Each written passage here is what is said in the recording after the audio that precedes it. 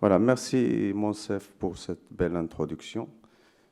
Excusez-moi pour ma voix nasonnée, j'ai chopé une grippe il y a 10 jours, j'en souffre toujours, donc je suis un peu désolé si vous n'arrivez pas à bien m'entendre. Là, on va essayer d'enchaîner aujourd'hui sur la session de génétique, donc avec de l'androgénétique. Avec ma collègue professeur Rotsby, on va essayer de faire un peu le tour. Je vais parler de tout ce qui est donc infertilité masculine et anomalie chromosomique, faire de la spermofiche, surtout la technique, parce que c'est un atelier, donc on va essayer d'axer sur la technique de la spermofiche, la fiche et son apport en biologie de la reproduction. Et ma collègue professeur Rotsby va finir avec tout ce qui est génique. Donc on va monter en échelle chromosomique, délétion, mutation et tout ça, tout ce qui est génique. Donc, je vais commencer par le premier cours. Ça va être un petit cours. Donc, on essaie d'être un peu interactif. Vous m'interpellez s'il y a des questions à poser en même temps que je fais mon cours. Donc, je vais commencer mon cours sur les infertilités masculines d'origine chromosomique avec une petite introduction. L'infertilité touche plus de 70 millions de couples dans le monde. Ça, tout le monde le sait. C'est un problème de santé publique. Environ 15% des couples en âge de procréer, c'est-à-dire un couple sur 7 est infertile aujourd'hui. Donc c'est quand même des chiffres alarmants, c'est énorme. Les facteurs masculins contribuent à plus de 50% de cas. Et il y a une très grande hétérogénéité de causes génétiques de l'infertilité masculine. Commençons par tout ce qui est chromosomique. On va l'aborder tout de suite. Après, il y a tout ce qui est donc microdélétion AZF. Et on a une chance aujourd'hui au Maroc que c'est une technique qui est démocratisée. Donc, avant, on le faisait qu'au laboratoire au DGM de Rabat. Aujourd'hui, Dr Louinjli, ça fait peut-être plus de 4 ans qu'il a mis en place cette technique au laboratoire. Donc, c'est une technique qui est accessible aujourd'hui.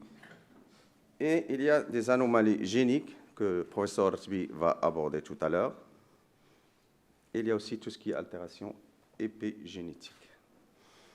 Donc, concernant les guidelines et les tests recommandés, donc il y a l'American Society of Reproductive Medicine qui recommande un karyotype, une microdélétion AZF devant tout homme azospermique ou oligospermique sévère avec moins de 5 millions.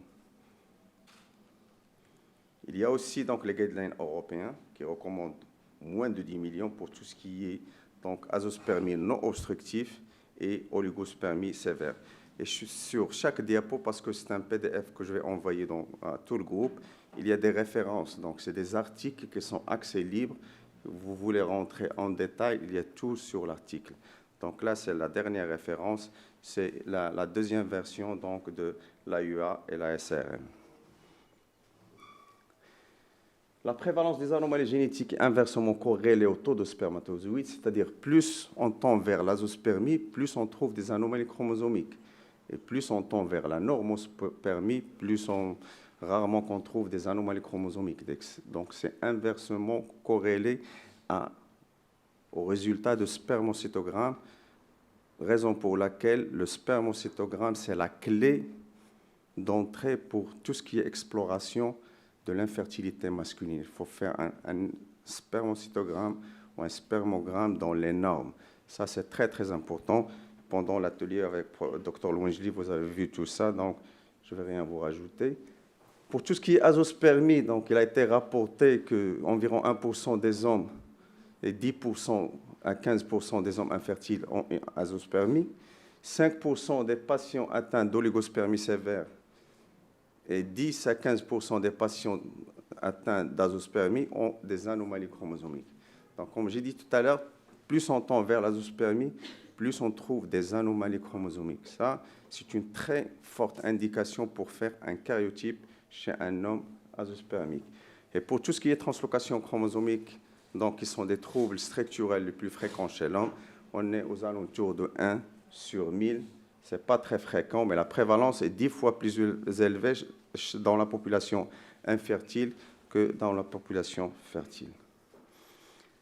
Là, j'ai reporté un petit tableau donc, qui a été publié par Curodin en 2022. il a essayé donc de mettre les principaux anomalies chromosomiques qu'on trouve chez les hommes infertiles. Il y a en première position le syndrome de Klinefelter que vous connaissez tous. C'est une anomalie chromosomique avec 2XY, c'est 47XXY, avec une fréquence qui est très élevée quand même. C'est plus élevé que la trisomie 21. C'est presque 1 sur 600, ça dépend des auteurs. Là, elle rapporte que 1 sur 1000 à 5 sur 1000, c'est-à-dire 1 sur 200. C'est énorme donc comme prévalence. Il y a les translocations réciproques équilibrées, c'est-à-dire échange entre deux chromosomes. Les translocations réciproques équilibrées, ce sont des translocations qui n'ont pas de conséquences phénotypiques chez les personnes porteurs de ces translocations. C'est comme moi, c'est comme vous. On va découvrir cette translocation comme au cours d'un mariage avec des fausses couches à répétition. On va faire le cas étude de couple. On va trouver que l'homme porte une translocation équilibrée, c'est-à-dire le génome, il est équilibré. Il n'y a ni perte ni gain. Mais à la descendance, elle va donner un déséquilibre, c'est-à-dire un plus ou un moins, une trisomie partielle ou une monosomie partielle. On va voir des exemples de ce genre de ségrégation. Il y a aussi ce qu'on appelle les translocations robertsoniennes. C'est des translocations entre chromosomes acrocentriques, c'est-à-dire le 13, le 14, le 15, 21, 22. Mais la translocation la plus fréquente dans les translocations robertsoniennes, c'est la 13-14. Là, il a mis l'exemple de la 14-15 parce qu'elle est exceptionnelle, mais la plus fréquente, c'est la 13-14-15 et qui donne entre la normospermie et l'azospermie. C'est-à-dire, en général, moi, dans presque 32 ans de cytogénétique, on en a vu une dizaine, mais presque tous, ils sont azospermiques. C'est-à-dire, il fallait faire une biopsie, récolter quelques spermatozoïdes. Et on a étudié un cas avec Dr. Louinjli, donc un couple qui était désireux d'avoir un enfant avec une translocation 13-14. Avec une biopsie testiculaire, on a récupéré 4 spermatozoïdes. On a fait une PMA, donc un DPI. Donc on a fait un DPI et là, on a récupéré un seul embryon grade A de bonne morphologie qui était mature, mais malheureusement avec une trisomie 13, donc qui n'est pas compatible à la vie, ça n'a pas été transféré. Et quand même, le couple a fait ce qu'il fallait faire et ils n'ont pas pu quand même avancer. Il y a aussi les anomalies structurelles de l'Y, les délétions de l'Y, on va voir un exemple. Il y a aussi les hommes mâles XX. Donc, je vais donner des exemples pour chaque cas. Pour tout ce qui est cause chromosomique, on est à 15% des azospermies non obstructives, 4% des oligospermies modérées, donc inférieures à 10 millions. Il y a les anomalies de nombre et les anomalies de structure. Donc, tout ce qui est nombre, c'est le Klinefelter, c'est le double Y, c'est les marqueurs chromosomiques surnuméraires. Tout ce qui est structure, c'est les translocations, les inversions. C'est-à-dire que ça va toucher la structure des chromosomes, ça ne va pas toucher le nombre. Il y a aussi les fausses couches à répétition, les malformations, les troubles de développement et les infertilités masculines. Donc, pour tout ce qui est Klinefelter, c'est 1 sur 650 naissances, 14% des azospermies non obstructives. Historiquement, c'est seulement 25% de personnes atteintes de syndrome Klinefelter consultaient un médecin. Et ça, on le voit parce que c'est des gens apparemment pas avec un phénotype particulier, c'est des hommes corrects, de grande taille, avec une légère gynécomastie, une azospermie, mais c'est une anomalie qu'on découvre en général après un mariage. 90% des syndromes de Klinefelter, ils ont une azospermie, 10% ils ont une oligosévère, parce que des fois, le syndrome de Klinefelter, il est homoséique, c'est-à-dire vous avez des populations cellulaires à 47XY et une deuxième population cellulaire à 46XY, normal. Et l'évaluation de ce mosaïcisme qui va nous guider sur est-ce qu'il y a possibilité de récolter quelques spermatozoïdes au cours d'une biopsie ou pas. Donc c'est très très important de compter un très grand nombre de cellules avant de rendre un résultat de syndrome de Klinefelter.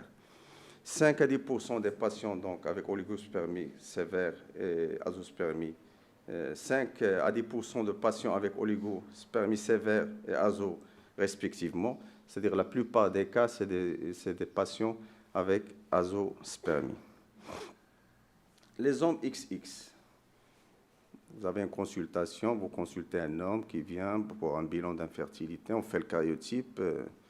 À la surprise, au lieu de trouver un 46XY, on trouve un 46XX. Ça existe.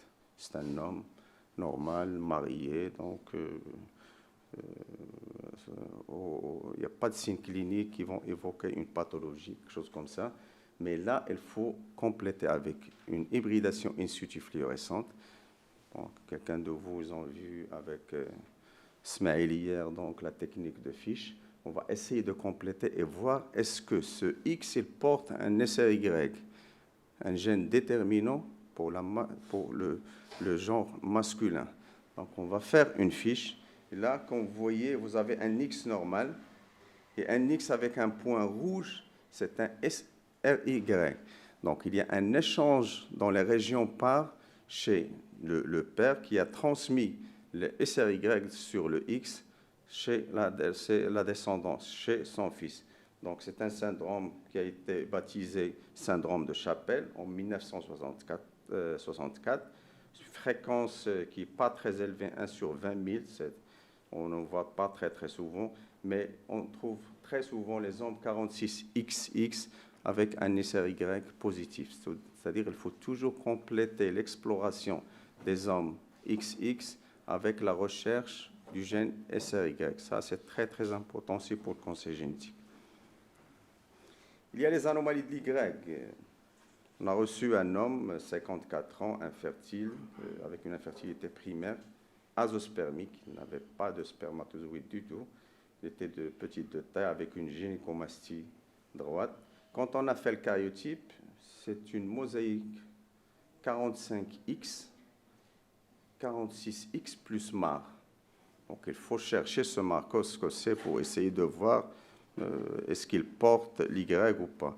Donc quand on a fait le SRY, le CEPX et le CEPY, il s'est avéré que c'est un homme mosaïque avec un karyotype 45X0, il ne porte pas l'Y, mais sur le marqueur, c'est un Y de petite taille, c'est-à-dire il porte que le centromère, il ne porte pas la partie AZF, le centromère est un peu au-dessus. Là, pour tout ce qui est, pour vous donner une idée sur tout ce qui est chromosome marqueur surnuméraire, donc un travail qui a été publié par une équipe syrienne, et le professeur Thomas Lear, donc un Allemand qui est un grand spécialiste de la fiche, avec qui on collabore depuis plus de 10 ans maintenant. Il a essayé ici de mettre un peu les marqueurs chromosomiques que l'on trouve dans l'infertilité masculine et dans le résultat du karyotype. Donc on peut trouver de tout. On peut même trouver un marqueur du chromosome 22 qui est généralement impliqué dans des pathologies chez l'enfant, donc tout ce qui est maladie génétique. Et là, elle peut être même impliquée dans l'infertilité masculine. Et ce marqueur chromosomique peut être en mosaïque comme elle peut être donc à 100% homogène. Et cette équipe, elle est allée très très loin pour essayer d'identifier ce phénomène donc des chromosomes dans les spermatozoïdes. Donc l'équipe de Thomas Lear, donc de l'université de l'INA, ce qu'ils ont publié, bon, ça fait je ne me rappelle plus, en 2012 je crois, ces deux frères, infertiles, instériles, mais elles ont la même anomalie chromosomique. C'est-à-dire qu'ils ont une duplication-inversion du chromosome 15, un marqueur surnuméraire. Au lieu d'avoir 46 chromosomes, elles ont 47 plus ce qu'on appelle MAR, donc une duplication-inversion d'un bout du chromosome 15. Les deux frères infertiles et instériles. Quand ils ont fait la fiche tridimensionnelle pour essayer de localiser le marqueur chromosomique sur spermatozoïde, rien que la position de ce marqueur sur le spermatozoïde va influencer sur la spermatogénèse. Donc là, ils ont aussi publié et mettre à côté quelques chromosomes qui impactent sur des marqueurs chromosomiques qui impactent sur la spermatogénèse. le chromosome 6, le chromosome 15, par exemple le chromosome 21, quand vous avez des marqueurs du chromosome 21, vous avez plus d'hommes infertiles que d'hommes fertiles. Le chromosome Y, la même chose, et le chromosome X, la même chose. Et elles ont poussé encore plus loin pour essayer d'identifier un phénomène qui existe donc, en cytogénétique, c'est ce qu'on appelle le domaine chromosomique. Pour chaque chromosome dans la cellule, elle a une position spéciale. Une fois cette position est chamboulée ou changée, ça impacte sur la clinique, mais là, donc, pour tout ce qui est infertilité, ça impacte sur la spermatogénèse. Donc, qu'est-ce qu'ils ont fait? Ils ont regardé la taille des chromosomes, le poids oméga et la position sur le spermatozoïde. Donc, chaque chromosome va prendre une place spécifique à lui sur le spermatozoïde.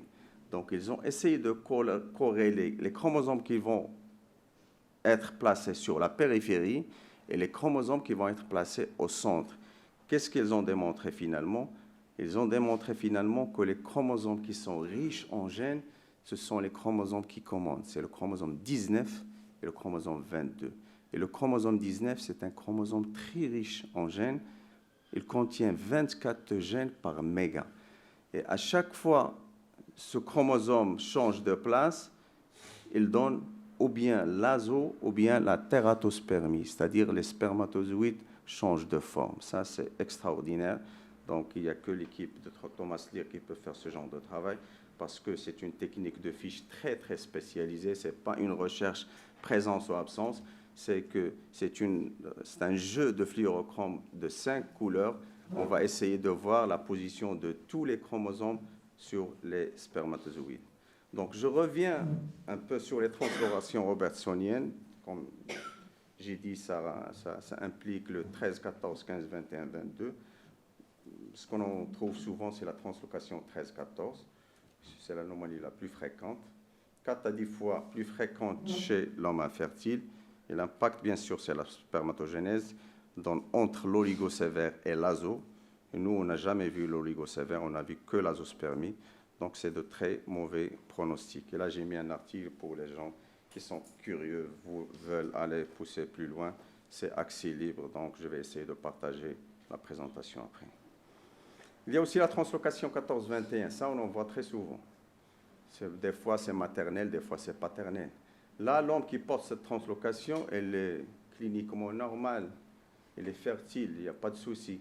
Mais ça impacte sur la descendance parce que ça va ou bien générer des fausses couches à répétition, ça on va le voir ici dans la ségrégation sur le paquitaine.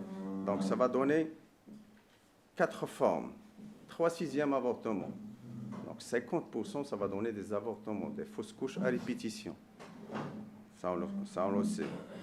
1/6, ça va donner une trisomie 21, donc 3 copies du chromosome 21, ça va donner une trisomie 21 par translocation 14-21.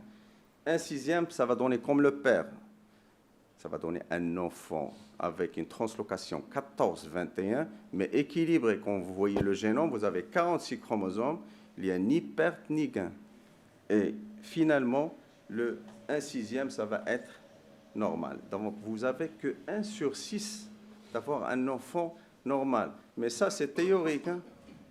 La réalité, c'est autre chose. Théorique, donc, à chaque fois, vous allez tirer sur 6 boules noires, vous allez tirer une boule blanche pour avoir un enfant normal, sans translocation. Mais vous pouvez tirer sur les 6 fois, vous pouvez tirer toujours une trisomie 21. Donc, ça dépend du mode de ségrégation. Mais théoriquement, c'est comme ça. 3/6, 1/6, 1/6, 1/6. Pour les translocations réciproques, pas d'effet sur le phénotype, comme j'ai dit tout à l'heure. C'est équilibré, donc il n'y a pas de conséquences phénotypiques.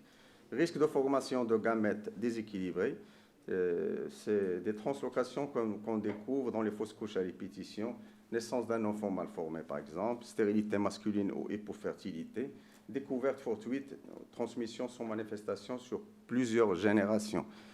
On a des familles sur 3 générations, c'est des familles qui donnent des enfants normaux ou équilibrés parce que ça va toujours sur l'alterné. On ne va jamais découvrir cette translocation.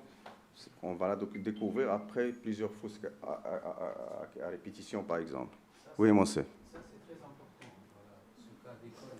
C'est ce qu'on appelle les isolats de population. Vous avez une fratrie, une famille, dans un petit bled là-bas, qui vont traîner une anomalie comme ça pendant 2-3 générations, jusqu'au jour où l'anomalie va se compliquer et on va se trouver avec un couple complètement infertile ou des grossesses qui n'arrivent jamais ou des avortements à répétition. Hein. Vraiment, c'est important. Merci.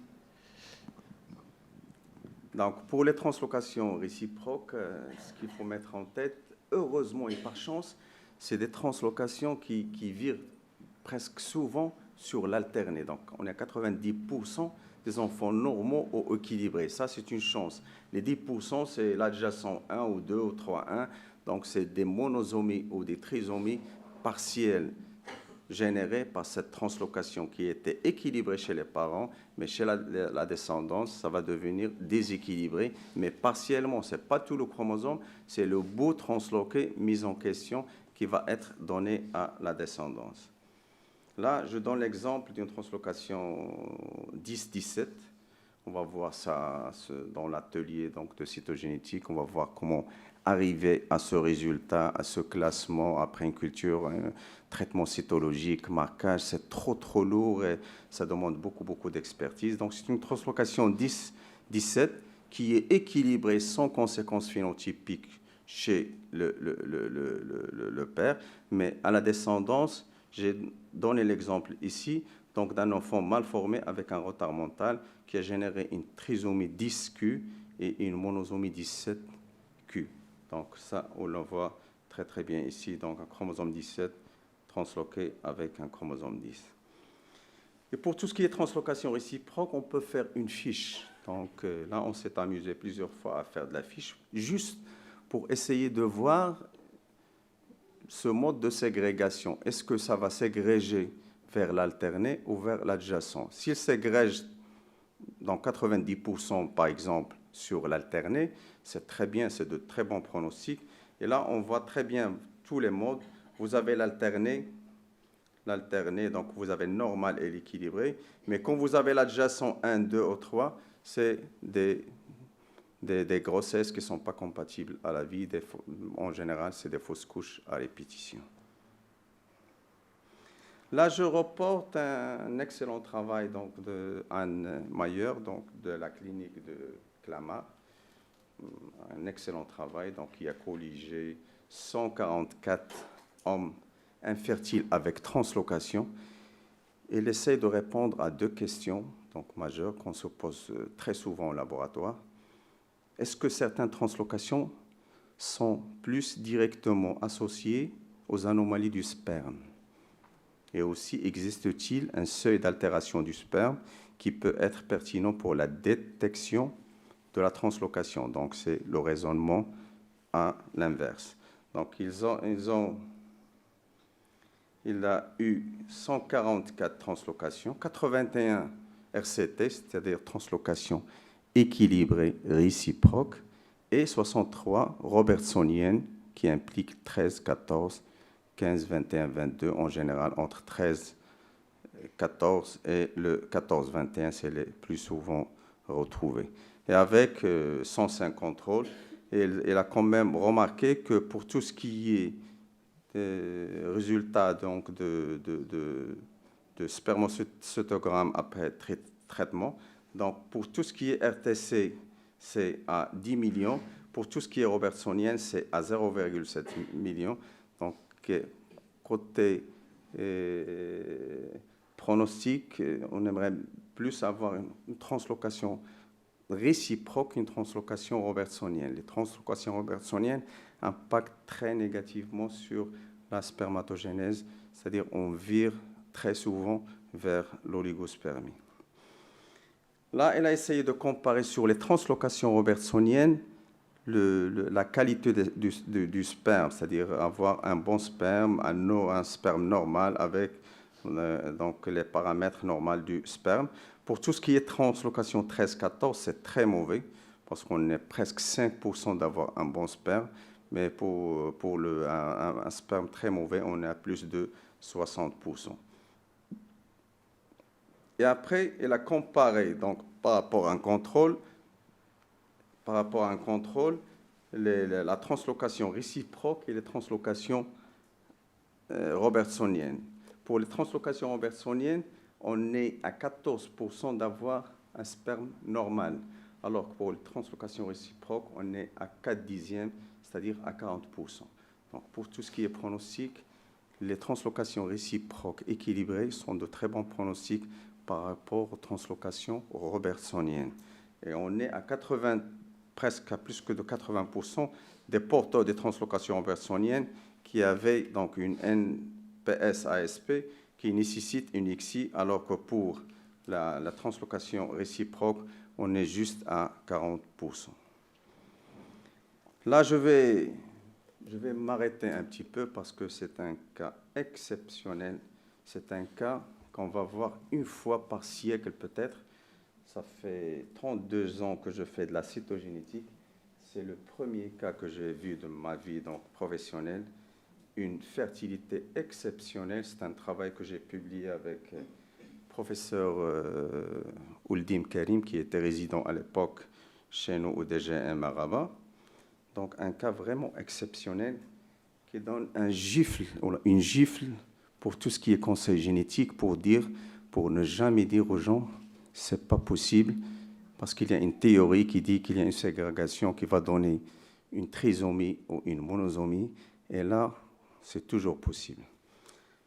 Donc là, je vais essayer de vous raconter l'histoire d'une famille, d'un couple. 4 fausses couches à répétition, avec un enfant de 4 ans. Enfant normal, bien portant, pas de souci. L'indication, c'était les 4 fausses couches à répétition. Et mettez en tête que après 3 fausses couches à répétition, l'indication de faire un karyotype, elle est fortement souhaitée et même fortement recommandée. Donc, ils sont venus au labo, on a fait la consultation de génétique, on a fait le karyotype. À la surprise, chez la dame, karyotype normal 46XX. Là, j'ai mis tout ce qui est partiel, je n'ai pas mis tout le karyotype. C'est juste les chromosomes qui sont impliqués. Et chez l'homme, au lieu d'avoir 46 chromosomes, il a 45 chromosomes avec un chromosome 22 qui est acrocentrique, transloqué sur un deuxième 22.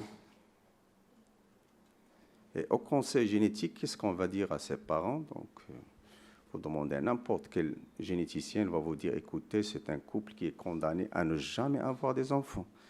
Pourquoi? Parce que le mari va donner un 22 transloqué avec un 22, et la dame va donner un 22. Ça va donner combien de 22? 3 22. Ou bien ça va partir en nulosomie sur les spermatozoïdes, et la dame va donner un 22, et là, ça donne une monosomie qui n'est pas compatible à la vie, sachant que le chromosome 22, c'est un chromosome qui est très, très riche en gènes. C'est des avortements, c'est des fausses couches à répétition. On a fait le karyotype de l'enfant. Qu'est-ce qu'on trouve? 45 comme le papa. Mais avant de faire le karyotype chez l'enfant, comme on est marocain, souvent on soupçonne, on se fait des idées dans la tête, on s'est dit que ce n'est pas leur gars, c'est pas leur fils. On va faire le test de paternité. Et comme à l'époque, on faisait le test de paternité, on avait les prélèvements sous la main, prélèvements éparinés, et avec l'éparinés, on peut faire une extraction. Hein. Vous ne l'aurez pas parce que souvent, vous entendez qu'il faut avoir un EDTA pour faire l'extraction. Ça, ce n'est pas vrai. Même avec l'éparinés, on peut faire une extraction. Donc, on a fait une extraction. Le docteur Al-Qarch, qui travaille avec moi, Allah yarhamah, il est décédé il y a 2 ans. Donc, il a fait le test de paternité et c'était leur enfant. Donc, c'est quoi l'histoire? L'histoire, c'est ce qu'on appelle l'aneuploïdie rescue. Donc, vous avez, après, donc, au cours de la grossesse, au stade J, entre J3 et J5, il y a ce qu'on appelle l'aneuploïdie rescue, c'est-à-dire la correction de l'embryon. Vous aviez 3 copies du chromosome 22, Et après, il y a un chromosome 22 qui est sauté pour virer vers la voie normale. Et ça a donné un karyotype 45X avec 2 chromosomes 22 au lieu d'avoir 3 chromosomes 22. Et c'est là donc, que les gens qui s'opposent au PJT, donc tout ce qui est prénatal génétique testing des aneuploïdies, ils évoquent ce phénomène pour dire non au PJT, puisqu'il y a ce qu'on appelle la correction chromosomique et l'aneuploïdie ratio, c'est-à-dire 30% des embryons qui sont trisomiques au stade J3, ils deviennent disomiques au stade J5. Et là, c'est très, très, très important. Donc, pour essayer de... Oui, vas-y, Monsef. Ça, c'est un cas très intéressant. De toute façon, il a fait la une de tous les journaux à l'époque. Est-ce qu'il y a-t-il aussi un problème de mosaïcisme germinal, d'après ton expérience? Le mosaïcisme germinal, c'est vrai que ça existe, mais je ne comprends pas pourquoi on va aller essayer de chercher une mosaïcisme germinal. Non, c'est-à-dire l'origine du truc. Est-ce qu'au niveau germinal, parce que là, tout ce qui était fait, c'est au niveau somatique, c'est-à-dire sur sang périphérique. Est-ce que dans la population de spermatogonie, il ne peut pas y avoir aussi un mosaïcisme Il fallait pousser un peu plus loin pour voir les autres tissus. Hein. Parce qu'à l'époque, en 2008, on ne faisait pas la fiche, on a commencé en 2009. Sinon, on aurait fait un frottis buccal et voir est-ce qu'il y a 2 copies ou 3 copies de chromosome 22. Voilà, donc je crois que j'ai fini mon premier cours. Là, donc il y a toujours une possibilité d'une paternité par trisomie rescue, c'est-à-dire vous avez 3 chromosomes, un va sauter et 2 vont rester.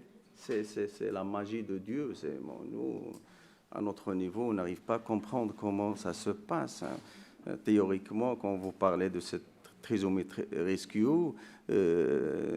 ça paraît facile, mais comment la cellule va se débarrasser d'un chromosome pour revenir à la norme qui est 46, ça c'est vraiment exceptionnel. D'ailleurs, c'est le seul article qu'on a publié sur Fertile Stérile, une revue très, très impactée, de très haut niveau.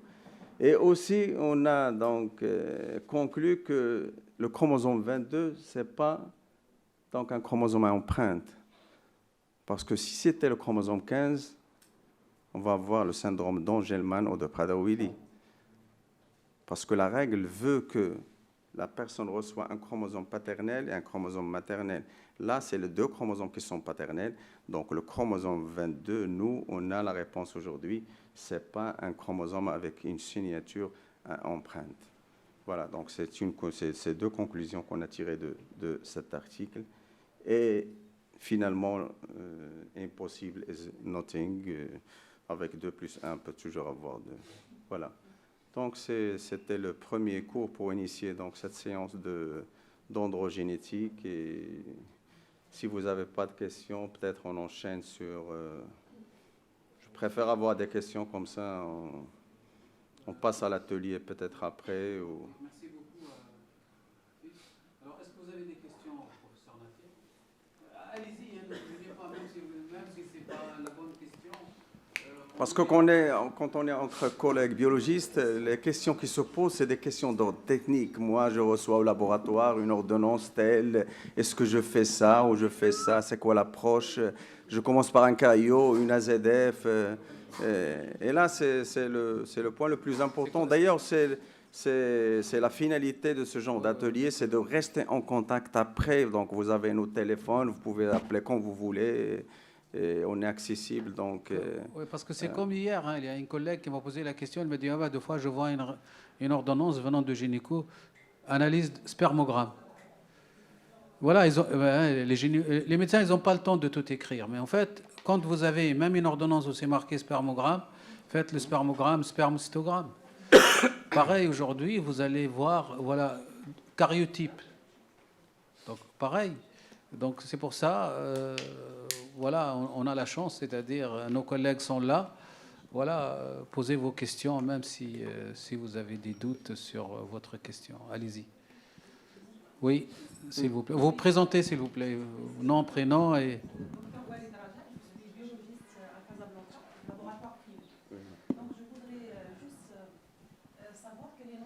dans le... Merci. Donc, notre place dans le... Comment on peut fournir un conseil et orienter les patients vers ces analyses spécialisées que, bien sûr, nous ne réalisons pas. Et en faisant un spermogramme normal ou bien un spermocytogramme, comment peut-on conseiller les patients et quand est-ce qu'on peut les orienter vers ce type d'analyse? Merci. Je prends une fois la parole. Oui, oui, oui. Oui. C'est juste que pour dire que la majorité des médecins ne savent pas les recommandations de la SRM qui disent qu'à moins de 10 millions, il faut un karyotype. Et la recommandation européenne qui disent qu'il faut un karyotype moins de 5 millions. Ils ne le savent pas. C'est à nous de les éduquer. Voilà. Donc, Voilà, c'est donc le dialogue biologiste-médecin commence par le biologiste. donc voilà, à partir de quel seuil vous avez Oui, dit, à c'est partir, vrai. par exemple, L'American Society parle de 10 millions Sur la et deuxième l'European version, Society c'est- parle de 5 millions. On va dire que... Mais j'ai mis même l'article, il est là, donc de Schlegel. Oui, exactement. C'est la deuxième version de 2022. C'est Voilà. la dernière. Exactement, hein. la dernière Moi, édition je l'ai Schlegel. mis pour les gens qui veulent C'est consulter. juste pour vous dire, donc vous avez c'est une assez responsabilité libre, et ouais. le conseil Ouais. auprès du médecin. Mm. C'est ça le seul ce que je voulais Parce vous que dire. le patient a droit à l'information. C'est ça ce qui est grave. Des fois, le patient part sans information.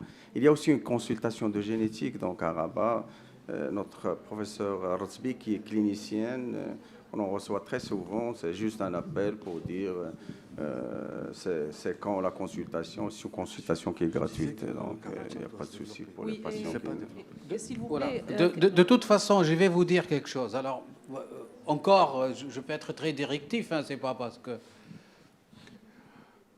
vous faites partie du dispositif. Un homme qui a moins de 5 millions, les recommandations des sociétés savantes, c'est le karyotype et la microdélétion de l'Y. Sinon, je suis désolé de dire, vous allez envoyer des hommes à la boucherie. Voilà, Ouais. c'est tout. Il y a des gens, des couples pauvres qui vont s'endetter pour 3 générations pour faire une tentative. Et on va sacrifier 2 tentatives de FIV pour se rendre compte qu'on a un karyotype, comme l'a dit le docteur Attic, voilà, avec une ségrégation merdique où 80% des spermatozoïdes vont être déséquilibrés. Et on va lui dire, voilà, elle est tombée enceinte parce qu'elle avait HCG positif, j'ai fait le boulot. Après, madame, vous avez avorté. Donc à partir de là, il y a des translocations qui vont produire plus de 80% de spermatozoïdes déséquilibrés. On va leur dire, vous avez une chance sur 5 Voilà. d'avoir un embryon qui arrive au bout. D'autres, il y a des translocations qui vont donner que 20% de spermatozoïdes déséquilibrés. Ceux-là, ils ont une chance d'avoir 4 embryons sur 5 qu'on va transférer, qu'on va congeler. D'où l'intérêt du conseil et du dialogue entre la biologie et la clinique. En plus, vous avez de la chance, par exemple, le karyotype doit se développer parce que derrière, on a une clinicienne qui va recevoir le couple et le conseiller. On n'est pas question qu'on garde tout pour nous. Ouais. Mais, c'est-à-dire comment il faut, c'est pour ça qu'il faut bien bilanter, et la génétique, que ce soit chromosomique ou monogénique, en médecine de la reproduction, fait partie du dispositif. Ouais, ouais. Voilà. Il n'y a aucune équipe aujourd'hui au Maroc qui peut avoir son département de génétique. Alors, je vous raconte une petite histoire. Je dirige la génétique et la FIV du groupe privé Unilabs en France. On fait 8000 FIV. Voilà. Là, on a monté la génétique. On fait 2800 karyotypes. Voilà. Ça, oui. On fait de la microdélite. Mais ici, aujourd'hui, voilà, entre l'équipe de Rabat et ici, même si... Alors, il faut faire attention, hein, parce que pour avoir une consultation avec le professeur Ratibi, hein, il faut avoir son réseau et ses communications, son réseau, ses canaux, parce qu'elle est débordée, c'est sûr. Des fois, on n'a pas envie aussi de le faire, parce que pour avoir le résultat d'un karyotype, il faut attendre 6 mois. Moi, ça m'est arrivé même à Paris. On appelle le gynéco pour lui dire, voilà, le karyotype est anormal. Il a dit, merci beaucoup. La patiente a été stimulée, elle a été transférée. Au revoir. Donc c'est pour ça aussi, oui, il faut faire de la génétique, mais il faut rendre les résultats dans des délais raisonnables pour que le clinicien, voilà, garde son couple dans le pipeline de ne pas le perdre. C'est très important. D'où, encore, vous devez apprendre à collaborer ensemble. Moi, je veux bien revenir au... On va lui laisser quand même poser sa D'accord. question parce qu'on l'a coupé. Merci. Pardon. Alors, je retiens que, par exemple, dans nos commentaires de spermogramme, par exemple, à partir de moins de 10 millions de spermatozoïdes par ml, on ajouterait un commentaire, un karyotype serait souhaitable chez le père, c'est ça. Et qu'en est-il, s'il vous plaît, du spermocytogramme? Est-ce que aussi, lorsqu'il y a, à partir d'un certain taux de l'index de tératospermie, est-ce qu'il est souhaitable de... Je crois que le faire spermacétogramme, il faut faire très attention à une... Ça arrive. Le professeur Radbi va parler du côté génétique là-dessus. Oui, voilà. Et la consultation, je dis, appropriée pour ça. Voilà, moi je veux juste... Encore oui, pour vous dire, quand il y a des anomalies morphologiques, je dis monomorphes, c'est sûr qu'on peut suspecter l'analyse de quelques gènes. Surtout la macrocéphalie qui est très fréquente au Maroc. Voilà. Une fréquence d'hétérozygote de 1 sur 50 qui n'est pas peu, hein, c'est très très fréquent. Et on passe à côté, je suis sûr. Oui. Moi, je veux revenir sur le terme boucherie. Oui. Oui, parce que ça, je l'ai vécu, moi, le terme boucherie. Non, ça, c'est ma réputation. Non. Moi, la boucherie, je l'ai vécu. La vérité, par rapport à quoi, Simon? C'est par rapport à la ZF. Voilà. On envoie des gens pour faire de la microthésée, 5 heures de chirurgie pour un AZF A. Oui, voilà. Et après, on fait la ZF, on trouve un A. Impossible oui, je vais vous dire de trouver des spermatozoïdes avec le A. Délété. Donc, devant une azospermie, la ZF et le karyotype, elle est fortement souhaitée. Donc, ça épargne des tests trop invasifs aux patients. Et le patient a droit à l'information. Et l'information, c'est vous aussi. Donc, c'est le biologiste qui va dire... Il faut passer par un caillot d'abord et après, regardez si vous avez une AZF. Donc, pour votre culture générale, un patient qui a une microdélétion du gène AZF-A, ça, c'est ce qu'on appelle pratiquement le Sertoli Cell Only Syndrome. Elle va nous parler. Et de l'autre côté, hein, j'espère qu'un jour, vous aurez les moyens de vos ambitions de diriger des laboratoires de FIV et vous allez voir. Vous avez des patients qui entrent au bloc le matin pour une biopsie testiculaire. Hein, vous avez la moitié des testicules qui arrivent au labo. Hein. C'est-à-dire les mecs, ils y vont. Vous avez le patient qui se réveille. Excusez-moi, c'est vulgaire. Il dit, mais écoutez, j'ai perdu la moitié des testicules. Ils ne font pas tous de la microchirurgie, hein, des petits bouts de carotte, mais tout ça, vous allez l'apprendre. Donc, il faut quand même faire très attention là-dessus. Et voilà, quand je pèse mes mots, je dis, oui, il ne faut pas envoyer les gens à la boucherie. Voilà. Hein. Parce que soi-disant le karyotype est cher, soi-disant la microdélétion est chère, mais par contre les cliniciens ne se gênent pas pour faire des dépassements d'honoraires. Ça, c'est normal. Hein. Pour nous, pour la biologie, pour les bilans, les patients n'ont jamais les moyens. Et après, pour eux, se sucrer, ça va, quoi. Mais c'est pour ça, trouvez votre place dans le dispositif. Est-ce qu'il y a encore d'autres questions? Allez-y, dites tout ce que vous avez dans le ventre. Bon, alors on a la chance, donc oui. Hein? C'est pas à moi de passer le sonicage. Non, vous dites au médecin, voilà le cahier des charges. Dernièrement, voilà. Oui. Une patiente qui a Oui. 6 fausses couches. Oui. Pendant 3 ans. Oui. Je l'ai appelé, je lui ai dit de faire un karyotype. Oui. Il faut commencer par un karyotype. Oui. C'est moi qui ai conseillé la dame un autre gynéco. Oui. Et après, je lui ai parlé de karyotype. Non, on ne va pas commencer avec le karyotype. Alors qu'il a fait certains bilans, je crois qu'il doit commencer. S'il a 6 fausses. Non. We should think different way. Pardon. Il faut réfléchir différemment. Je vous ai dit, si vous voulez faire de la biologie de la reproduction et la génétique de la reproduction, sortez du concept. Je suis biologiste en ville et je suis prestataire de services. Et j'ai toujours peur que ce correspondant-là... Moi, je vous dis, embarquez comme partenaire stratégique. Vous avez une patiente qui vient vous voir, vous faites le bilan, elle vient parce qu'on sait que c'est une patiente qui a des fausses couches à répétition. Dans la vie, c'est quoi le plus important? C'est que nos idées gagnent. Hein? C'est be behind the curtain, c'est-à-dire l'idée, c'est d'être l'homme derrière le rideau. Je prends mon téléphone pour ce médecin-là, je lui dis, cher collègue, j'ai fait le bilan biologique, mais d'après la littérature, d'après les recommandations des sociétés savantes, hein, il faut leur masturber un peu l'esprit, les médecins. Je les fréquente et je les forme. Hein. Voilà, d'accord? Moi, je forme des gynéco-obstétriciens, des gynéco-médicaux, des urologues dans mon service, parce que je coordonne le centre. Hein. Le plus important, vous leur dites, voilà, vu un petit peu l'historique de ce couple, chers confrères, je pense que c'est pertinent si vous leur proposez un karyotype. Surtout, il ne faut pas qu'ils sentent que la décision vient de vous ou vous êtes un donneur d'ordre. Hein? Ça, c'est ce qu'on appelle la stratégie de communication. Hein? Si vous appelez le gynéco, dites oui, il faut lui faire un karyotype, vous allez dire, mais écoutez, vous prenez pour qui? C'est moi le médecin. Vous comprenez, c'est ma patiente. C'est tout, il faut juste communiquer autrement. Et le plus important, c'est que vous ayez gagné dans la vie. Hein. Non, c'est ma patiente, c'est moi qui l'ai dirigée. Si c'est ta patiente, ça c'est autre chose. C'est moi qui l'ai dirigée. Oui, ça c'est autre chose. Vous avez... Là, c'est bien cet échange. Parce que c'est ta patiente. Tu lui dis, voilà. Alors, n'oubliez pas, hein, dès que vous affichez un petit peu et vous avez de la compétence, il y a des gens infertiles qui viendront au laboratoire. Ils disent, voilà, qu'est-ce qu'on fait, docteur? Et là, puisque vous êtes médecin biologiste ou pharmacien biologiste, avant tout, voilà, donc là, vous avez référé une patiente à un confrère avec qui vous travaillez. Vous avez dit, voilà, c'est historique. Je vous transfère cette patiente, je vous la réfère, mais d'après son historique, d'après l'enquête, c'est que il faut qu'on regarde le cario. Ça, je suis d'accord, là. Alors, vous avez raison.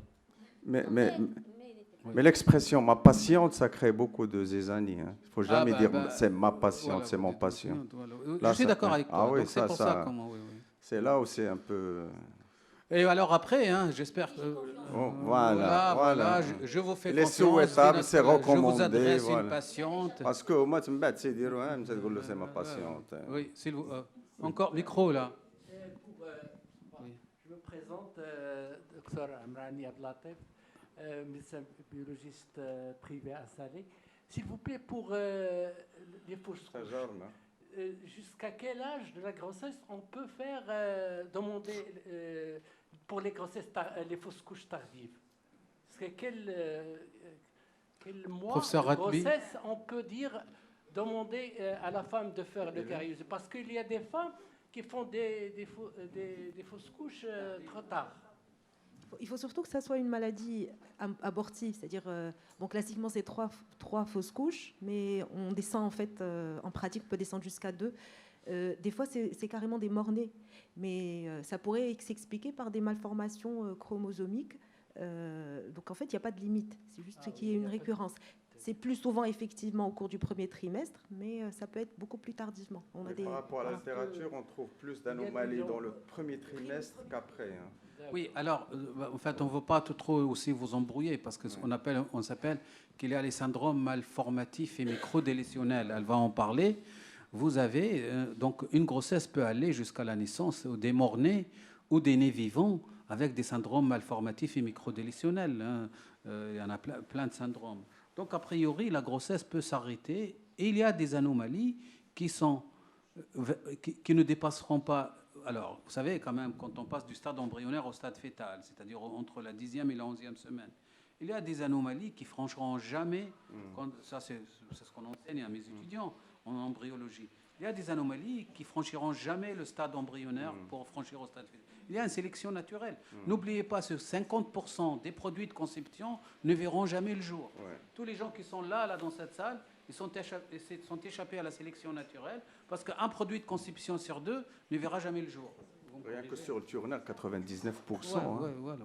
D'accord. Sur le syndrome de Turner, 99% passent à l'avortement. Il y a une Turner sur 100 qui est compatible avec... 45X0, vous voyez. Pourtant, c'est une anomalie qui touche l'X, on a 2X. C'est pas un phénotype. Donc sans tarder, je vais passer la parole au professeur Hatibi, qui est généticienne, clinicienne. Moi, j'ai la deuxième présentation. Après, on va enchaîner avec Hatibi, parce qu'on veut aller en progression. D'accord, ok. Et vous avez de la chance, c'est que voilà, c'est-à-dire, c'est une femme de paillasse et de clinique. Et je pense que voilà, elle est tellement engagée dans la cause que je pense que vous pouvez oser l'appeler, la contacter pour un conseil clinico-biologique. La parole est à toi et merci d'accepter. Oui, c'est moi. C'est toi? Oui, c'est moi. Je suis toujours là. Bon, alors je t'ai introduit à l'avance. Donc on va... c'est pas ma faute, hein, c'est le docteur Loujli qui m'a brouillé le cerveau ce matin. Il le fait exprès. Bah oui. Voilà, je vais essayer d'enchaîner avec une technique que probablement vous avez vue hier avec Smaïl. Donc, c'est l'affiche, l'hybridation in situ fluorescente. Essayez de parler surtout sur le côté technique parce que je me dis qu'on est dans un atelier, donc il faut essayer de discuter la technique, la mise en place, faisabilité, etc. Donc, c'est une technique à cheval entre la cytogénétique classique et la biologie moléculaire. Parce qu'on va utiliser, donc c'est une rencontre aléatoire entre une séquence d'acides nucléiques clonés et marqués, ce qu'on appelle une sonde, en anglais probe, et sa séquence complémentaire de l'ADN cible. C'est une technique d'une puissance redoutable parce qu'on peut hybrider tout ce qui est séquence d'ADN. On n'a pas besoin d'avoir des chromosomes pour faire de la fiche. On peut faire de la fiche sur spermatozoïdes, sur blastomère, blastocyste, frottis buccal, mais vraiment tout. On va se focaliser aujourd'hui sur tout ce qui est fiche sur sperme et essayer de donner quelques exemples. Comme a dit tout à l'heure Monsef, il faut rendre à César ce qui est à César. C'est à Pinkel qu'on doit cette technique, parce qu'avant c'était de la radioactivité, des techniques vraiment trop lourdes, toxiques pour la santé, etc. On a mis au point ce qu'on appelle les sondes froides. C'est des séquences d'ADN marquées avec un fluorochrome qu'on va aller chercher, donc la présence d'une séquence ou l'absence de cette séquence. Et au Maroc, pour ne pas dire c'est une technique qu'on a transférée de Necker, de Paris, en 2002. C'est une technique qui a balancé entre 2002 et 2009. Et c'était qu'en 2009 qu'on a commencé à faire les premiers diagnostics au Maroc avec cette technique. Le premier laboratoire, c'était le DGM, laboratoire de génétique médicale de l'Institut national d'hygiène, qui est dirigé par le professeur Sfieni. Donc, c'est une technique qui est sollicitée en diagnostic postnatal pour le syndrome microdélétionnel, diagnostic anténatal des aneuploïdies 13, 18, 21, ça on en fait aussi, et aussi pour caractériser quelques aberrations chromosomiques qu'on n'arrive pas donc à faire avec la cytogénétique classique, c'est un peu complémentaire. Et j'ai eu la chance de rencontrer le Dr Louanjli en 2010-2011, donc dans le cadre d'un master de Smaïl Karouch, qui était mon étudiant à l'époque. Donc, on a essayé de mettre au point cette technique au laboratoire Labomac pour tout ce qui est diagnostic préimplantatoire, c'est-à-dire une seule cellule avant d'implanter un embryon, essayer de regarder les aneuploïdies les plus fréquentes chez des femmes âgées, et aussi on a mis au point cette technique FISH donc, au Labomac. Pour les indications, donc dans la population générale, ce n'est pas indiqué parce qu'il y a des erreurs de la myose qui sont très fréquentes, mais il y a aussi des mécanismes de correction aux alentours de 1%. Et pour tout ce qui est anomalie des mécanismes myotiques, plus les erreurs de la myose augmentent, plus les mécanismes de correction diminuent, et c'est là on a des anomalies au niveau des spermatozoïdes. Sollicité surtout dans les anomalies. Vous allez avoir tout le document, donc ne vous affolez pas prendre des photos. Je vais envoyer donc à Dr Louanjli, et va partager dans le groupe. Les indications, c'est 2/3 des cas, c'est des translocations réciproques. Donc dans les translocations réciproques, on va essayer de voir cette ségrégation pour répondre au couple, à l'homme infertile qui a cette translocation, pour lui dire vous avez telle chance d'avoir donc tout ce qui est alterné normal et tout ce qui est adjacent qui va donner des anomalies par la suite. Il y a les translocations robertsoniennes, 1/3 des cas, ils touchent les 13, 14, 15, 21, 22. Dans l'infertilité masculine, c'est surtout le 13, 14. Moins de 5% d'entre cas, c'est dans des grossesses d'anomalies, dans de grosses anomalies détectables en fiche, les délétions, duplications, insertions, les mosaïcismes. Essayez d'évaluer une mosaïque, c'est très facile. On va voir sur un noyau interphasique et donner un résultat sur 200 noyaux pour dire vous avez une mosaïcisme à 10, 20, 30%. C'est très, très important pour le conseil génétique. Et dans les remaniements complexes, traitement gonadotoxique, un monitoring après une chimiothérapie, par exemple, pour voir est-ce qu'il y a des aneuploïdies au niveau du sperme ou pas. Ça, c'est très important aussi. Côté technique, ce qui nous intéresse, nous, dans cet atelier, c'est de parler un peu sur la technique. Donc, après un spermocytogramme, analyse du sperme, donc de spermiologie, numération, mobilité, morphologie, on va essayer de récolter donc, ce qui reste, en moyenne 100 microlitres de gouttes, ça peut faire l'affaire. On passe toujours par une centrie, deux centries de 5 minutes, donc 500 G en tampon PBS, un X. On va fixer avec du méthanol acide acétique. En cytogénétique, on fixe toujours par le méthanol acide acétique, ce qu'on appelle le Carnoy, c'est le meilleur fixateur qui existe. Donc ça fixe très très bien et ça n'impacte pas sur la dénaturation pour la cytogénétique et pour l'hybridation pour tout ce qui est sperme sur fiche. Donc on va essayer de fixer pendant 45 minutes à plus 4 et on va étaler et laisser sécher pendant 4 heures. Si on est en fin d'après-midi, par exemple, on peut congeler les lames à moins 20 et reprendre le lendemain. Donc, cette approche logistique de technique, il faut essayer de la gérer pour ne pas perdre sur la nuit, parce que l'hybridation, par exemple, on l'a fait sur la nuit. À 8 heures du matin, on peut faire le lavage et continuer. Le point le plus important à retenir ici, c'est la décondensation, parce que le spermatozoïde, vous avez de la chromatine qui est trop condensée. Et nous, on veut hybrider des séquences d'ADN, donc il faut décompacter. Sinon, il n'y aura pas d'accessibilité entre la sonde et la cible. Et là, ça peut induire à l'erreur, ça peut ne pas marcher, ça peut donner des faux négatifs, donc des faux positifs, pardon. Normalement, ça doit hybrider et ça ne hybride pas. Il faut très bien décondenser parce qu'il y a des histones et c'est très compact. Ce qu'on utilise en général, c'est de la soude une fois molaire. Donc, en général, c'est entre 2 et 2,30. C'est le meilleur temps pour décondenser. Et on passe à l'hybridation. Donc, l'hybridation, là, on va essayer d'hybrider des sondes. Les sondes, ce sont ce qu'on trouve sur le commerce, donc ça se vend. Il y a plein de cartes au Maroc aujourd'hui qui font des sondes.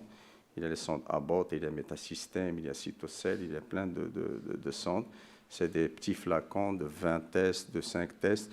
Mais nous, on a l'habitude de jouer un peu sur les dilutions des fois et ça marche très bien pour essayer de récupérer, minimiser un peu le coût et faire beaucoup plus de malin. Donc, pour tout ce qui est hybridation, on va essayer d'hybrider sur l'overnight. Pour faire des sondes centromériques, en général, pour tout ce qui est biologie de la reproduction, tout ce qui est fissure sperme, c'est des sondes LSI, c'est des locus spécifiques identifiés. On va voir ou bien le centromère ou bien le télomère du chromosome et ça hybride sur 4 heures. Donc, si vous voulez avoir un résultat, parce que là, pour tout ce qui est des pays, on était très contraint par le temps. Il fallait, par exemple, implanter à 8 heures du matin, et raison pour laquelle Ismaël, il habitait là où il y a le labo, donc il hybridait sur la nuit. Au réveil le matin, à 6 heures du matin, il doit rendre un résultat, appel téléphonique, l'embryon 1, il est normal, l'embryon 2, disomique ou trisomique, etc. Donc, cette approche logistique, en termes de temps, elle est un peu compliquée pour tout ce qui est diagnostic préimplantatoire.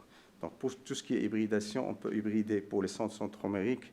Nous, au labo aujourd'hui, on a arrivé pour tout ce qui est chimérisme de greffe de moelle, par exemple, on hybride sur 1 heure. Donc, on a le résultat sur la journée. Alors que le même prélèvement qu'on sous-traite à Cerebral Bioomnis, ils ont un résultat après 1 mois. Et c'est cette approche dont on a discuté de communication qui n'existe pas, alors qu'on continue aujourd'hui de Cheikh Zayed, de Cheikh Khalifa à envoyer des prélèvements à 9000 dirhams avec un résultat après 1 mois, alors que DGM, on le fait à 1800 dirhams, donc c'est à 25% du prix, et avec un résultat à la journée. On a même des fois une patiente qui nous a dit « Est-ce que vous avez fait tout le test ou vous avez fait juste une partie? Pourquoi les gens ils nous répondent sur 1 mois et vous répondez sur 24 heures ?» Donc là, c'est cette approche de communication qui manque encore aussi entre patients, entre biologistes, entre cliniciens et tout ça. Ça, c'est un problème, je crois, entre parenthèses à régler.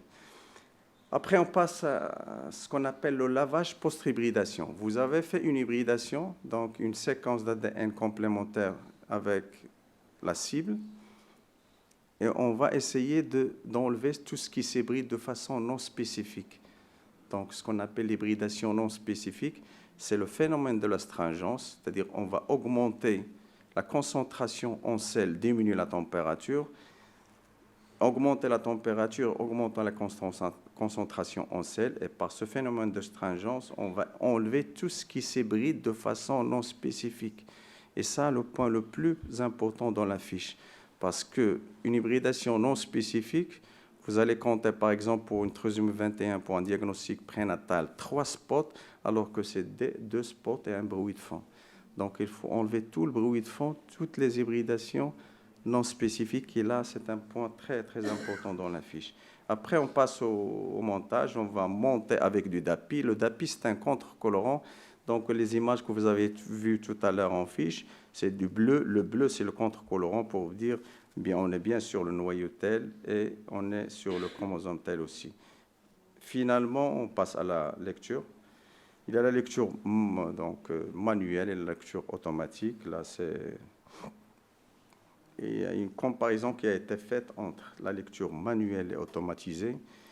Il y a une très, très grande concordance. Donc, il faut juste, bien qu'avec l'intelligence artificielle aujourd'hui, on a mis en place des systèmes, tu lui demandes, tu l'éduques à lire, par exemple, une ligne à la recherche d'une trisomie 21, elle va te le faire facilement, mais l'œil de cytogénéticien est très, très important.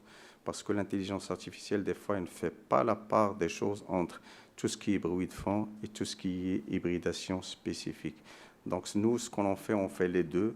On regarde d'abord pour avoir un diagnostic et après, on lance la machine et c'est elle qui va faire et qui va nous donner les ratios, ou bien 2/2, 1/2. Quand vous avez une délétion, c'est 1/2. Quand c'est normal, c'est 2/2. Quand vous avez une duplication, c'est 3/2. Donc, c'est un peu facile, mais ça coûte trop cher. Pardon? Les couleurs, c'est... Vous avez 200, par exemple. Bon, j'ai mis ça aux aléatoires. Donc, une couleur, c'est un chromosome. Là, quand vous avez, par exemple, une translocation 13-14, on va mettre les télomères. Sur spermatozoïde, normalement, il faut trouver 2 couleurs. Un point rouge et un point vert. Pour dire qu'on a un 13 et un 14. Quand vous avez 2 rouges, c'est-à-dire vous avez 2 13, il n'y a pas de 14. Et après une fécondation, qu'est-ce que ça va générer? Ça va générer une trisomie du 13. La dame va donner un 13 plus 2, ça va donner 3. Et pour tout ce qui est nullosomie, par exemple, ça ne passe pas. Tu ne trouveras pas ni le vert ni le rouge. Et la dame va donner le vert ou le rouge. Vous allez avoir une monosomie 13 ou 14. Donc, ce que vous voyez ici, c'est un chromosome. Le 13, c'est le vert. Le 14, c'est le rouge, par exemple.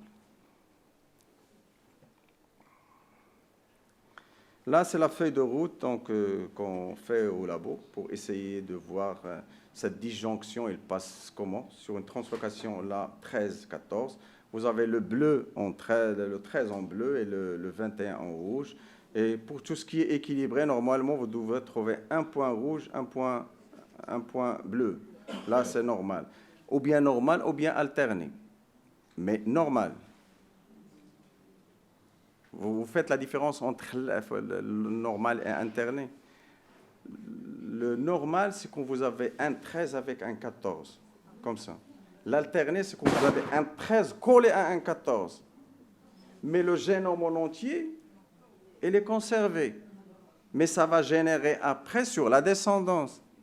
Pendant la ségrégation, le 13 part avec le 14 sur un spermatozoïde, sur l'autre spermatozoïde, il ne peut pas partir. Donc ça donne des monosomies totales sur le chromosome 13 ou le 14. Et sur l'adjacent là, pour la disomie 13 par exemple, vous avez 2 bleus et un rouge. Là sur la nullosomie 13, vous avez rien que le rouge, vous n'avez pas le 13. Et là, après fécondation, ça va donner donc des anomalies chromosomiques. En général, c'est des fausses couches à répétition. Donc, pour les translocations robertsoniennes, on a ce qu'on appelle donc le DER A et B, c'est le 13/14. Là, c'est l'exemple 13-14. Vous avez un 13, on va dire, donc, on va dire le 13, c'est le A, le 14, c'est le B, mais la translocation 13-14, c'est le DER AB. Au niveau ségrégation alternée, ça donne un DER AB ou bien un AB qui est normal. Là, c'est 90% des cas, heureusement. Sinon, si ça passe là, c'est compliqué. Vous n'avez que le A. Donc, vous allez avoir une monosomie du B, du 14. C'est des fausses couches. B der AB, fausse couche. A der AB, fausse couche. B seul, fausse couche. La norme, c'est AB. C'est un chromosome 13 et un chromosome 14. Mais là, c'est des tirages, à chaque fois, vous avez une probabilité. On ne peut pas prédire. Théoriquement, c'est comme ça. Mais il y a des couples qui vont tirer toujours le AB. D'autres couples qui vont toujours tirer le B et le DER AB. Et il y a la 3-0, donc c'est la nulosomie qui va donner une monosomie totale 13-14 et va donner une trisomie encore 13-14, qui ne sont pas compatibles aussi avec la vie. Là, sur les 22 patients, donc c'est une dia que j'avais empruntée d'un ami collègue au laboratoire d'androgénétique de Dijon, Dr Rodriguez, donc il a fait un travail sur 22 patients pour essayer de voir il a combien d'alternés, combien d'adjacents, combien de 3-0. 3-0, c'est exceptionnel, c'est très très rare, mais c'est l'interné qui l'emporte. On est, pour les 13-14, par exemple, on est à presque 80%, donc c'est une chance, c'est un très bon pronostic. Un embryon sur 5 qui est pathologique, donc 4 sur 5, c'est des alternés. Là, c'est l'analyse des données de la littérature. À chaque point, c'est un patient avec une translocation 13-14. Et là, on voit très bien que ça vire à 80% vers l'alterné et c'est de très bons pronostics.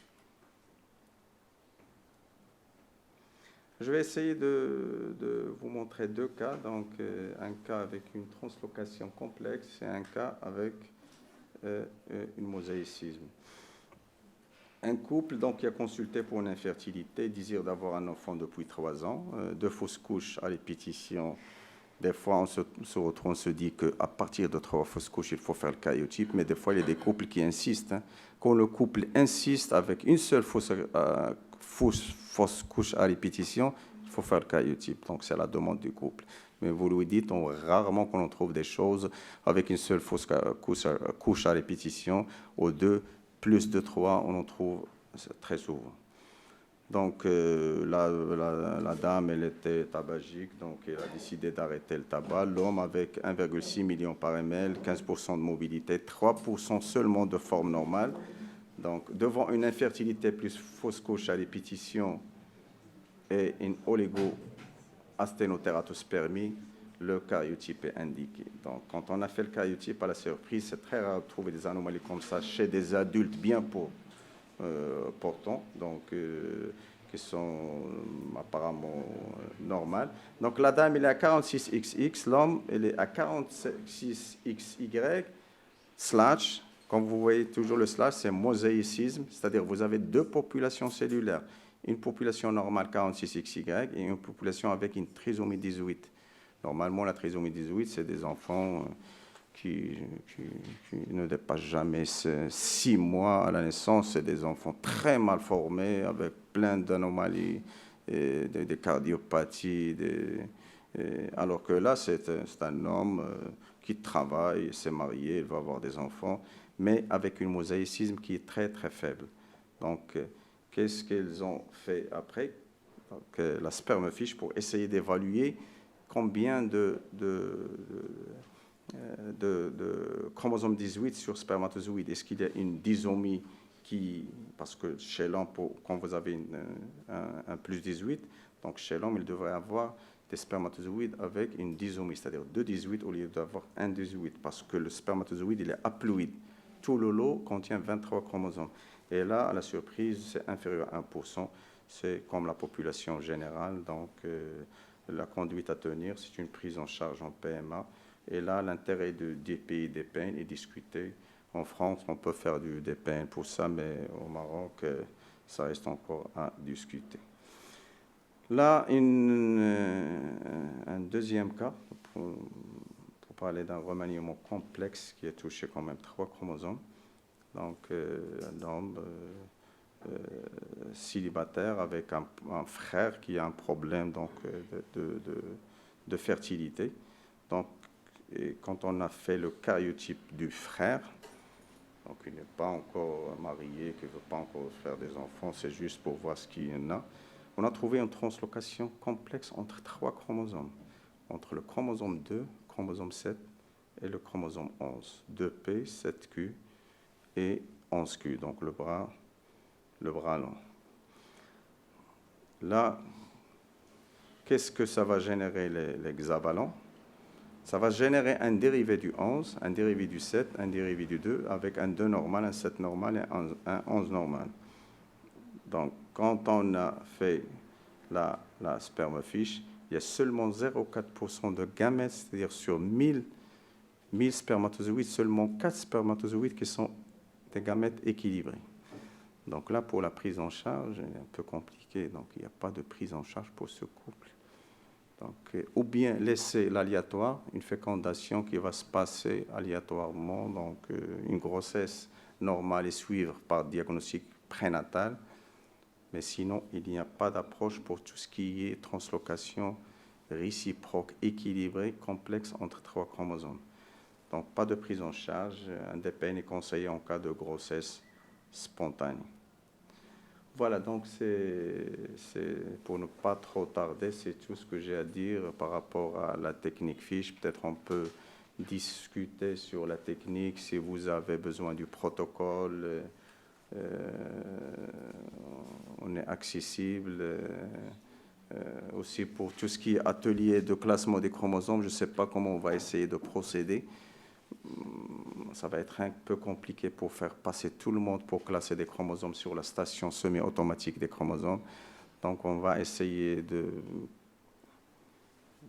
projeter, on va voir la solution. Mais pour les gens qui veulent vraiment y toucher, donc peuvent passer peut-être après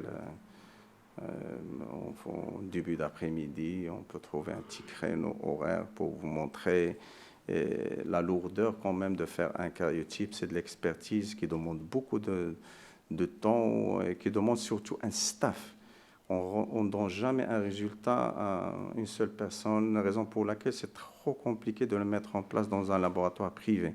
Donc il faut avoir au moins 6 ou 7 personnes autour d'un staff pour rendre un karyotype normal. Parce qu'un karyotype pathologique, tu vas le voir, il est pathologique. Tu vois la translocation, le 7 qui est transloqué sur le 8.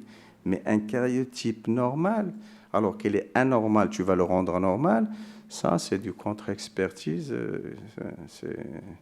c'est pas évident. Et c'est ça, c'est notre angoisse pendant 32 ans. Moi, j'ai fait mon karyotype en 1991. On continue à vivre avec l'angoisse de rendre un karyotype normal qui, demain, après 10 ans, va revenir et va dire « Ah, moi, je suis parti en France, j'ai refait le karyotype. Il y avait une délétion au niveau du chromosome 7 que vous n'avez pas vu, vous nous avez rendu un karyotype normal. » Et ça, c'est trop compliqué. Donc, trop compliqué même en termes de logistique diagnostique, dans quel test pour quel patient, est-ce que faire la CGH arrêt, est-ce que faire la fiche. Il faut vraiment avoir, pour faire un bon travail, il faut avoir tous les outils de diagnostic, que ce soit moléculaire, cytogénétique, fiche. Il faut avoir un laboratoire complet. Et malheureusement au Maroc, il n'y a pas un laboratoire au Maroc qui a vraiment les outils au complet. Nous, la CGH-ARES existe depuis 2000 et on ne l'a jamais mis au point au labo parce qu'à un certain moment, les généticiens commencent à croire que la CGH-ARES ne sert à rien. Il y a le NGS, la mode aujourd'hui, c'est le NGS, alors que quand on va en Europe, aux États-Unis, on commence à faire de la CGH-ARES parce que l'apport est énorme. On peut faire un diagnostic à faible coût sans avoir besoin au NGS, parce que les firmes aussi, les grandes boîtes de NGS, elles poussent vers le NGS, mais je crois que la customisation, donner un test adéquat aux patients à faible coût, c'est ça l'expertise. Avec rien que de la clinique, le professeur Artsby, peut-être qu'il peut poser un diagnostic avec un papier et crayon. Avec un cario, avec une AZF, on n'a pas besoin d'aller faire de la microchirurgie pour quelqu'un qui a la ZF. Ah, ça c'est malheureux. On a vu deux cas. 8000 dirhams, 5 heures d'opération, et finalement on revient chez Louinjli pour faire la ZF, et Louinjli trouve la ZF-A. Ça c'est malheureux.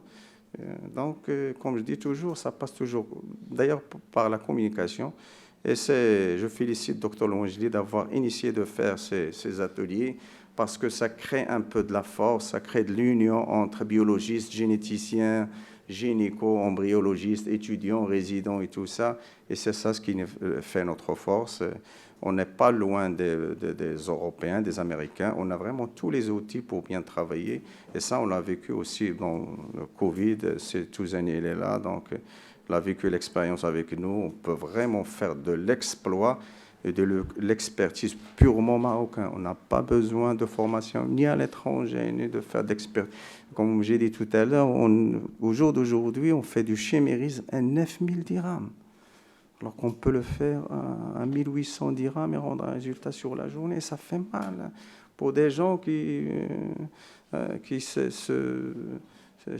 cherchent l'espoir de vivre après une greffe de moelle, c'est très douloureux, mais c'est comme ça. Voilà.